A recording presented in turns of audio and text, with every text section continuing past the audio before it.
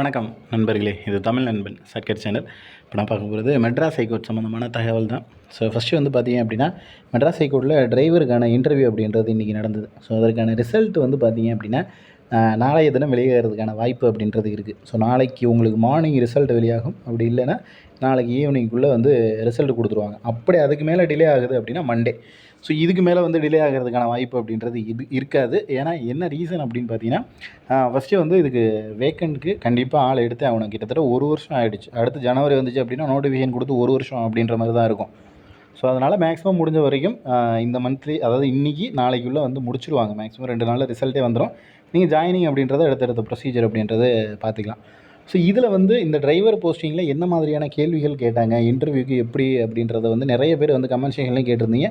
எனக்கு கால் பண்ணி கேட்டிருந்தீங்க. இந்த மாதிரி என்ன சொன்னாங்கங்கிறத வீடியோவாக போட்டிங்கன்னா கொஞ்சம் பெட்டராக இருக்கும் அப்படின்னு. அதாவது ஜஸ்ட்டு வந்து நம்மக்கிட்ட ஒரு டிரைவருக்காக நம்ம போகிறோம் அப்படின்னா, டிரைவர் சம்மந்தமான கேள்விகள் தான். அதாவது உங்களுக்கு என்னென்னலாம் வண்டி ஓட்ட தெரியும், அப்படி வண்டி ஓட்ட தெரிஞ்சுன்னா அந்த வண்டியோட டீட்டெயில்ஸ், அப்புறம் போக்குவரத்து விதிகள். ஒரு சிலருக்கு மட்டும்தான் அது. எல்லாருக்குமே வந்து இந்த மாதிரி விதிகள் கேட்டாங்களான்னா இல்லை. ஸோ ஒரு சிலருக்கு அந்த மாதிரியான கேள்விகள், அது ரிலேட்டடாக நீங்கள் ஏதாவது என்ன படிச்சிருக்கீங்க, இப்போ டிகிரி என்ன சொல்கிறீங்களோ அந்த டிகிரிக்கு தகுந்த மாதிரியான கேள்விகள், அந்த சப்ஜெக்ட் நாலேஜ் உங்களுக்கு இருக்கா அப்படின்றது மாதிரியான கேள்விகள். இதெல்லாம் பொதுவாக தான் சொல்ல முடியும். இந்த பர்டிகுலராக இதுதான் கேள்வி கேட்டாங்க அப்படின்னு சொல்ல முடியாது. ஏன்னா அடுத்து நீங்கள் போகும்போது அது வேறு மாதிரி இருக்கும். உங்கள் சப்ஜெக்ட் என்னவோ அதை நீங்கள் தெரிஞ்சுக்கிட்டு போங்க. ப்ளஸ் இந்த மாதிரி என்ன வண்டி ஓட்ட தெரியுமோ அந்த வண்டியை பற்றின டீட்டெயில்ஸை, அது எவ்வளோ மைலேஜ் தரும், அந்த மாதிரியான விஷயங்களை தெரிஞ்சுக்கிட்டு போங்க. அடுத்து போக்குவரத்து விதிகள். ஸோ இது மாதிரியான விஷயங்கள் தான் கேட்குறாங்க. அப்புறம் ஜென்ரல் இன்ஃபர்மேஷன், அதாவது நம்மளோட ஃபேமிலி பற்றி, ஃபேமிலி பேக்ரவுண்டு. இப்போ வண்டி ஓட்டி ஏதாவது ஆக்சிடென்ட் பண்ணியிருக்கீங்களா, ஏதாவது கேஸ் வாங்கியிருக்கீங்களா, இது மாதிரி ஏதாவது நடந்திருக்கா, இந்த மாதிரியான விஷயங்கள். ஸோ இது டிரைவர் சம்மந்தமாக அது ரிலேட்டடாக தான்.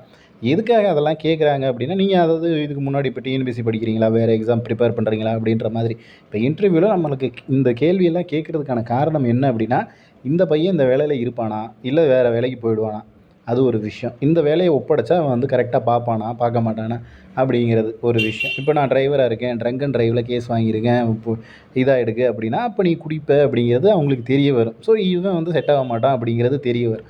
ஸோ இந்த மாதிரியான விஷயங்களை தெரிஞ்சுக்கிறதுக்காக தான் இந்த கேள்விகள் அப்படின்றது வந்து இடம்பெறும். ஸோ இது ரிலேட்டடாக தான். அதாவது பெருசாக வந்து நீங்கள் ஆளுநர் பேரை சொல்லுங்கள், இவங்க பேரை சொல்லுங்கள் அப்படின்ற மாதிரி ஜென்ரல் நாலேஜெலாம் ஒன்றும் கேட்க மாட்டாங்க. பெருசாக அந்த மாதிரியெல்லாம் இது இருக்காது. இந்த வேலைக்கு இவன் அதாவது அந்த ஜென்ரல் நாலேஜு, அந்த எக்ஸாம் எழுதுறது, அது உங்களுக்கு எவ்வளோ அறிவு இருக்குது, புத்திசாலியாக நீங்கள் என்னங்கிறது எல்லாத்தையும் முடிச்சாச்சு.